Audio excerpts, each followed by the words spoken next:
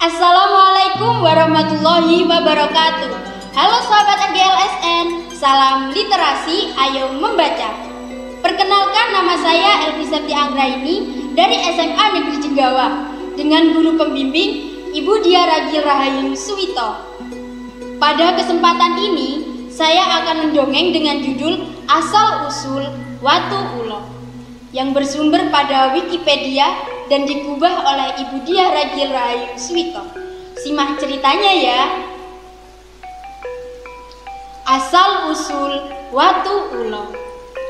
Dahulu kala di Jember bagian selatan berdirilah sebuah kerajaan yang sangat megah dan dikelilingi oleh hutan yang lebat.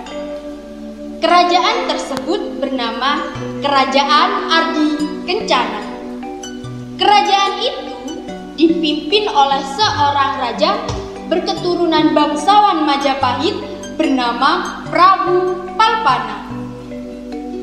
Prabu Palpana memimpin kerajaan itu dengan sangat adil dan bijaksana. Tak hanya itu, ia juga sangat peduli dengan kesejahteraan dan kemakmuran rakyat di sana. Rakyat di Kerajaan Ardi Kencana hidup makmur dari hasil bumi dan hutan di sekitarnya. Tapi jauh di dalam gua di sebuah hutan hiduplah seekor naga sakti bernama Nogorojo. Nogorojo merupakan jelmaan dari pengawal Ratu Selatan yang dikutuk karena melanggar perintah Ratu Selatan. Ia dikutuk berubah menjadi seekor naga dan harus bertapa selama 10 tahun. Setelah masa pertapaannya usai, Nogorojo merasa sangat lapar. Ia pun mulai memakan seluruh hewan yang ada di hutan. Di mana kalian bersembunyi, hewan-hewan? Aku sangat lapar. Akan kumakan kalian semua. Hap.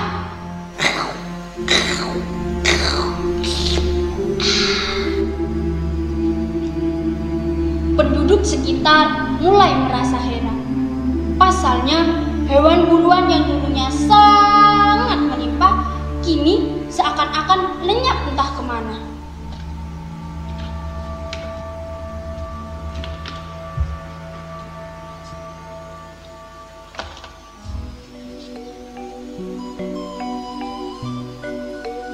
Dari tadi kita menunggu, tidak ada satupun hewan yang muncul. Mau itu kambing, rusa, kancil, ataupun ayam hutan, tidak ada satupun yang muncul. Di mana ya kira-kira mereka? Sabarlah kawanku, mungkin mereka sedang mencari makan. Pasti sebentar lagi mereka muncul seperti biasa. Kita tunggu saja ya. Penduduk desa tersebut belum mengetahui bahwa di hutan itu terdapat seekor naga sakti yang sedang kelaparan. Lambat laun, seluruh hewan di hutan pun mulai habis dimakan oleh Nogorojo. Tak merasa puas, Nogorojo pun mulai mendekati pemukiman warga. Ia mulai mencuri dan memakan hewan-hewan ternak milik warga. Tak hanya itu, ia juga mulai mengincar anak-anak warga.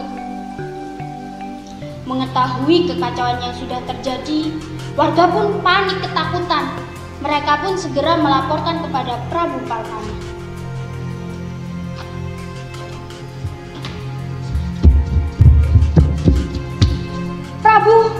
Prabu, salam hormat Prabu Palpana. Sudilah kiranya engkau mendengar keluh kesah kami rakyat biasa ini. Ya, aku terima penghormatanmu, wahai rakyatku. Apalah kiranya yang menjadi kerisauan hati rakyat kecilku ini? Di desa kami sedang tidak baik-baik saja, Prabu. Terdapat seekor naga sakti yang sangat besar. Ia membuat kekacauan di desa kami, Prabu. Ia mencuri hewan-hewan ternak kami. Tak hanya itu, Prabu. Ia juga mengincar anak-anak kami. Warga desa ketakutan, Prabu. Mereka tidak berani keluar rumah. Tolong kami, Prabu, tolong. Prabu Palpana yang mendengar hal tersebut terkejut. Ia pun segera memerintahkan pasukan untuk pergi ke hutan menumpas Nogorojo. Benarkah seperti itu, wahai rakyatku? Jika benar, ini tidak bisa dibiarkan. Prajurit, siapkan pasukan, pergi ke hutan, tumpas naga itu sampai habis. Kemudian pasukan Prabu Palpana pun pergi ke hutan tempat tinggal Nogorojo. Di sana, pertempuran antara prajurit Prabu Palpana dengan Nogorojo pun terjadi. Karena kesaktian yang dimiliki oleh Nogorojo, pasukan Prabu Palpana pun kalah. Bahkan banyak di antara mereka yang terluka parah. Mendengar hal tersebut, Prabu Palpana sangat murka. Ia pun tidak kehilangan akal. Ia pergi ke kediaman Wikudarmaji, seseorang yang memiliki kesaktian mantraguna.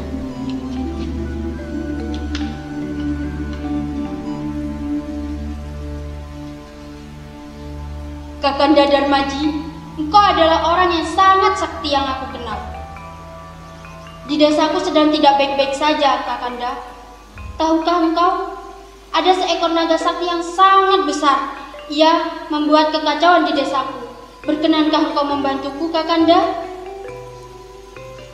Wikudarmaji yang mengetahui kerendah hatian sang raja, ia pun terkesan dan tidak menolak untuk membantunya. Aku tahu, wahai Prabu Palpana, dan aku akan membantumu, tetapi dengan satu syarat yang harus engkau penuhi. Apakah engkau sanggup? Apakah itu syarat darimu, wahai Kakanda Darmaji? Ketika nanti kau sudah berhasil membunuh Nogorojo, maka potonglah tubuhnya menjadi 3 bagian, supaya ia tidak bisa bernyatu kembali. Apakah engkau sanggup? Baiklah, Kakanda Darmaji, aku akan menyanggupi syarat darimu itu. Kemudian Wikudarmaji pun pergi ke hutan tempat tinggal Nogorojo. Di sana pertempuran terjadi antara Wikudarmaji dengan Nogorojo. Pertarungan yang sangat sengit pun terjadi. Sing. Karena Nogorojo merasa hampir kalah, ia melarikan diri ke pantai selatan. Sesampainya di sana, Nogorojo berteriak minta tolong kepada Ratu Laut Selatan. Ratu, tolong saya.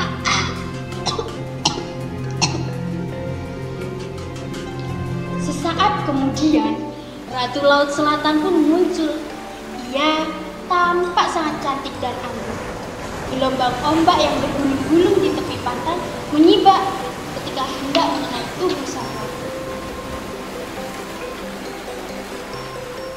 Apa yang kau inginkan, Nogorojo? Tolong Ratu, tolong saya dari Wikudarmaji dan Prabu Palpana. Mereka ingin menghabisi saya, Ratu. Tolong.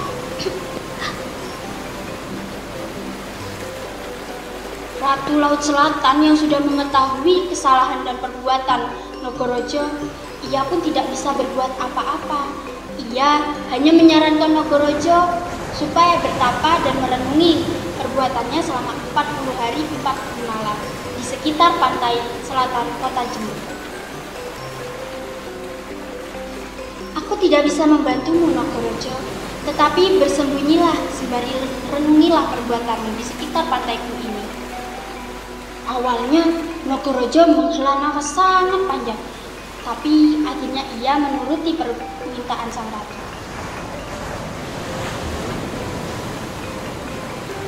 Di sisi lain, di pusat kerajaan, Prabu Palpana merasa sangat gusar karena Nogorojo belum berhasil dibunuh.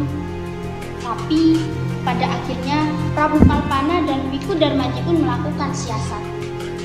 Wikudarmaji mengatakan kepada Prabu Palpana bahwa setelah pertarungan Nogorojo melarikan diri ke arah pantai selatan. Tanpa berpikir panjang, Prabu Palpana pun segera berangkat ke pantai selatan. Benar saja, sesampainya di sana, ia melihat Nogorojo sedang bertapa. Ekornya berlenggok-lenggok, matanya tertutup, hanya menyisakan nafasnya saja. Sambil mengendap-endap, Prabu Palpana mendekati tubuh Nogorojo dan menghunuskan pedang. Hunusan pedang Prabu Palpana terdengar sangat keras menghantam tubuh Nogorojo. Nogorojo pun berteriak kesakitan sambil berlumuran darah.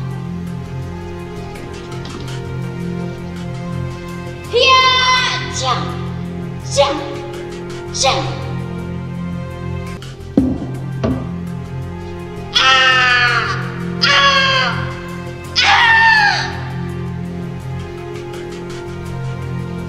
Bagian tubuh Nogorojo terbelah menjadi 3 bagian sesuai dengan perintah dan syarat Wiku dan Maji. Kemudian, bagian kepala Nogorojo dibuang jauh ke arah timur dan mendarat di pantai Gerajakan Banyuwangi. Tak tertinggal, ekor Nogorojo pun dipentalkan jauh ke Pacitan. Tubuh Nogorojo tetap berada di tempat ia bertapa, yaitu pantai selatan kota Jember. Bagian tubuh Nogorojo yang sudah terpisah berangsur-angsur mengeras menjadi batu. Pada masa pertapaannya, Nogorojo sudah mulai menyadari kesalahan yang sudah diperbuatnya dengan menghabiskan hewan hutan, menakut-nakuti warga, dan menghabiskan hewan ternak warga. Tetapi ketika ia hendak bertaubat, sudah terburu dibunuh oleh Prabu Palpana. Penduduk sekitar yang mengetahui kisah ini melihat batuan di tepi pantai mirip seperti badan ular, menyebutnya batu itu mirip seperti ular. Watune kaya ular, batunya seperti ular. Demikianlah kisah tentang asal-usul Watu Ulo yang bisa kita petik amanatnya. Jangan pernah mengganggu dan merugikan orang lain jika tidak ingin merasa terganggu dan rugi pada diri kita sendiri. Demikian kisah tentang asal-usul Watu Ulo, semoga bermanfaat dan dapat menghibur. Mohon bantuan untuk like, komen, subscribe, dan share video ini kepada keluarga, teman, dan sahabat yang Anda kenal. Salam literasi, ayo membaca. Wassalamualaikum warahmatullahi wabarakatuh. Sampai jumpa.